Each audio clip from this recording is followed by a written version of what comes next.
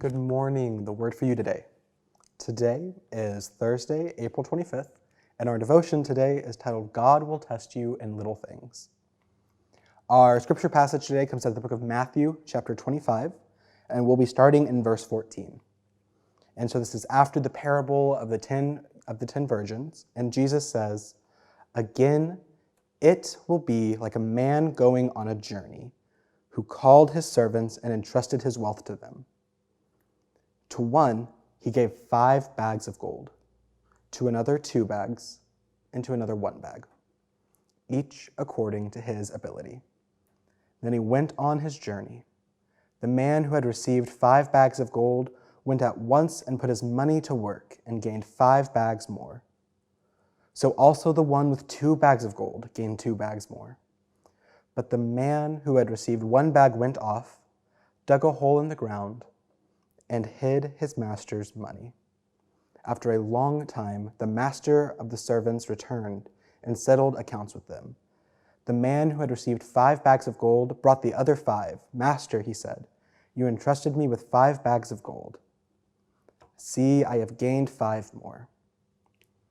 Verse 21 says, his master replied, well done, good and faithful servant. You have been faithful with a few things. I will put you in charge of many things. Come and share in your master's happiness." Now we're going to take a break there, and we'll return to this parable in just a second.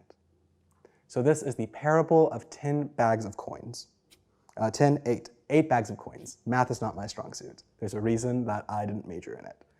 But so this is a story of trust. The master in this case is obviously meant to represent God. This is a parable, a short saying that Jesus is giving to teach a lesson. In this case, a lesson of responsibility to the work of the kingdom.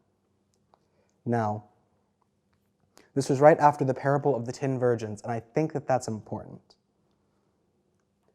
For those who don't remember, the parable of the 10 virgins is one where 10 women are to stand outside, and some of them fall asleep, and they're not able to get into the party. They're not able to get into this official ceremony, and they are closed out of the gates. Obviously, this is meant to say that we should be watchful, that we shouldn't be sleeping on the job, for lack of a better term.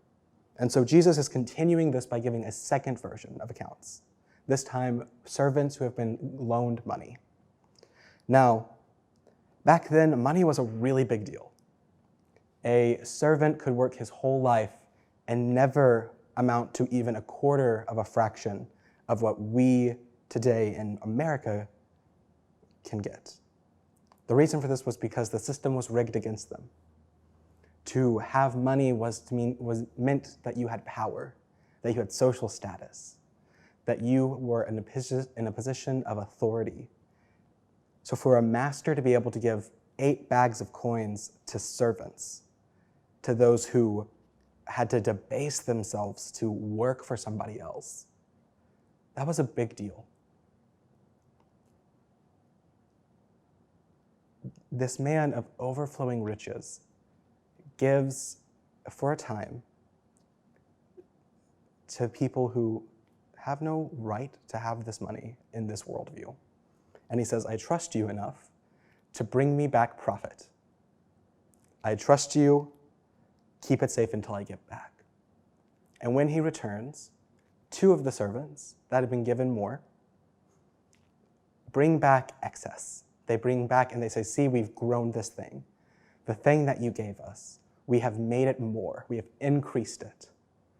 In effect, I think that Jesus is saying that these people, when given skills, when given abilities by the Holy One, they go out and they do and they add to the world.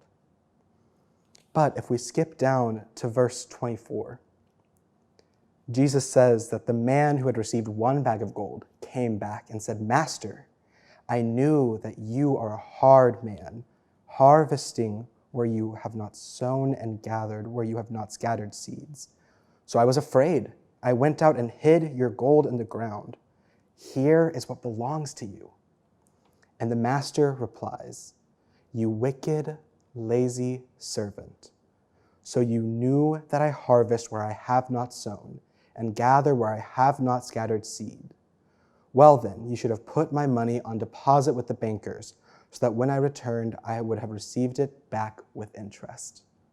Now, this is a really weird part of the scriptures for me. And in all honesty, this is one of the parables of Jesus that just don't really make sense to me. Jesus, for being so anti-love of money, kind of has a love of money approach here. At least, that's what I tended to think when I read it. But looking at this, I think that there's something deeper here. You see, when I read this, I see a servant who was so concerned with how they perceived their master that they weren't willing to go out on a limb. They weren't willing to risk. And sometimes I think that I fall into that trap.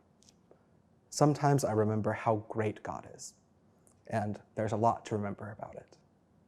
But sometimes I remember the level of greatness, the pure magnitude of greatness that God has.